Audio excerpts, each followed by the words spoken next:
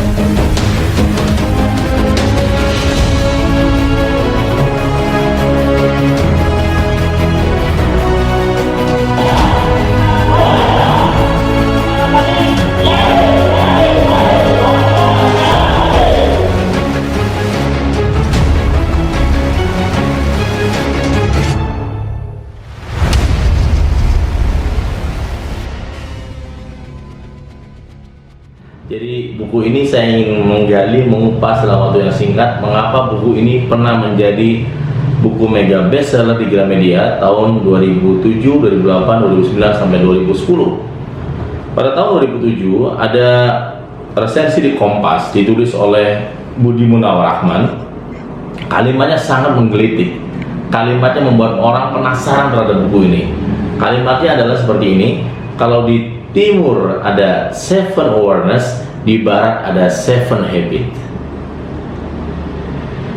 Waktu itu pihak Gramedia memberitahu bahwa buku ini bestseller, bahkan menjadi nembok di Gramedia Mall, dan akhirnya jadwal talk show saya juga semakin banyak berkembang. Bahkan kemudian seminar juga digagas oleh Kompas Gramedia, termasuk saya berkenal dengan radio Smart FM dari Kompas Gramedia. Sahabat-sahabat yang hebat, dampak dari resensi di Kompas tersebut membuat orang akhirnya mencari buku Seven Awareness. Dan ternyata dalam sebulan itu sudah berkali-kali cetak buku ini. Akhirnya orang pada mengucapkan terima kasih terhadap buku ini, banyak menginspirasi ya. Dan 2007 itu juga awal pertama kali Seven Awareness diadakan di Jakarta, di Hotel Santika Jakarta, selama 3 hari, menjadi angkatan yang pertama, dan sekarang sudah angkatan 83 dalam training Seven Awareness sampai tahun 2020. Alumni yang beragam sekali, dari mulai almarhum Jeffrey Al-Bukhari, ada Krisdayanti, kemudian ada pengusaha, ada pejabat, ada banyak, ada artis, ada almarhum Idris Sardi, beragam. Mereka tahu dari buku Seven Awareness, termasuk pengusaha bernama Pak Bas Rizal Koto. Sahabat yang hebat, saya ingin membahas tentang buku ini. Buku ini membahas tentang learn to be transhuman, bagaimana kita menjadi manusia di atas rata-rata, manusia yang di atas rata-rata dalam keuangannya, dalam kesehatannya, dalam keluarganya, dalam karirnya, dalam usahanya, dalam mentalnya, dalam spiritualnya, dia di atas rata-rata. Nah, di buku ini dibahas kalau pengen menjadi di atas rata-rata, bukan rata-rata, maka harus memiliki 7 kesadaran. 7 kesadaran. Ibarat kita mendaki, ada langkah-langkah.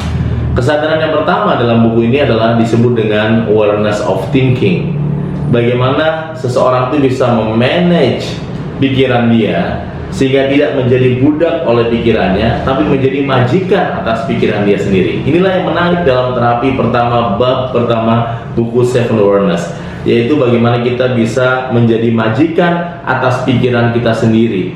Kenapa? Karena banyak orang menjadi budak atas pikirannya sendiri, sehingga kemudian akhirnya dia kalah dikendalikan, bahkan menjadi pribadi yang buruk, jahat, menzolimi orang lain tanpa dia sadari.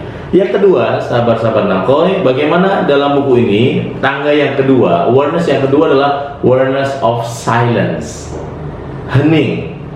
Manusia di atas rata-rata bukan hanya berhasil dalam memanage, mengelola pikirannya, tapi dia juga memiliki silence, memiliki ketenangan hati seluas samudra. Dia memiliki hati yang tenang, walaupun ada banyak problem, ada banyak masalah, ada banyak ujian, tapi ketenangan hatinya menyelesaikan 50% dari setiap masalah dia.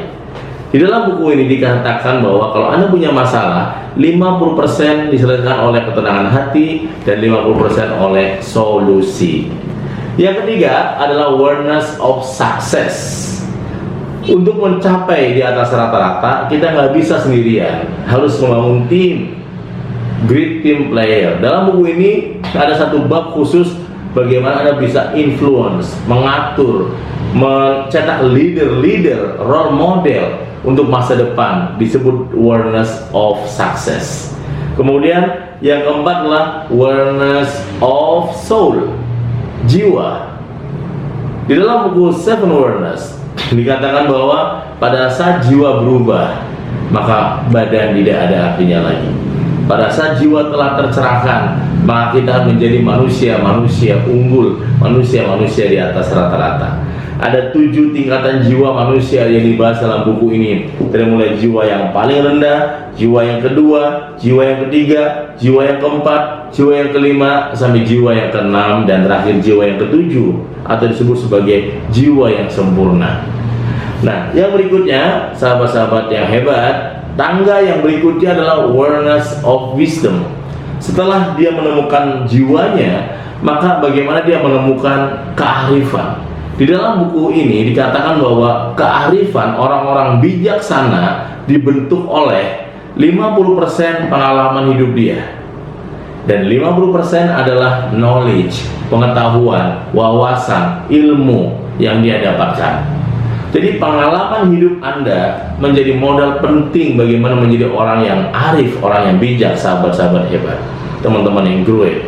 Yang keenam adalah awareness of vision. Di dalam Seven Awareness kita juga mendesain, membuat masa depan seperti yang kita ucapkan, masa depan yang seperti yang kita inginkan, masa depan yang seperti yang kita harapkan. Saya sudah banyak ucapan terima kasih dari para alumni yang telah berhasil. Ada yang bebas hutang 4 miliar, ada yang punya keturunan yang tadinya divonis mandul, ada yang penyakit bisa sehat, ada yang kemudian problemnya adalah hinaan yang begitu parah, ada yang kemudian rumah tangga sudah di ujung tanduk. Mereka kemudian diajak kembali menemukan awareness of vision. Setelah mereka kemudian menemukan kesadaran akan visi kembali, yang terakhir adalah tangga yang paling tinggi dalam buku ini disebut sebagai awareness of surrender, ilmu ikhlas. Sahabat-sahabat Nakoi, teman-teman yang hebat, kalau Anda telah mencapai level awareness yang ketujuh, maka Anda betul-betul bukan lagi melihat kebaikan sepanjang Anda lihat, tapi adalah keindahan.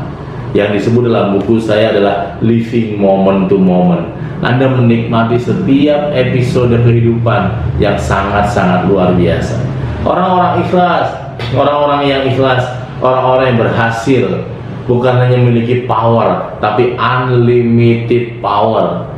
Dia punya kekuatan yang tidak terduga yang sangat-sangat dahsyat yang bisa melejitkan dia menjadi manusia unggul di atas rata-rata. Bahkan dalam pelatihan Seven Awareness, saya membagi terapi bagaimana kita menemukan ilmu ikhlas. Dari mulai sesi pembuangan, sesi pengosongan, dan sesi pengisian kembali, yang kemudian ditanamkan dalam belief system kita terdalam agar kita menjadi manusia baru, manusia unggul, manusia di atas rata-rata. Jangan tunggu lama lagi. Kalau Anda penasaran terhadap buku utama saya, Seven Awareness, buku ini halamannya ada 300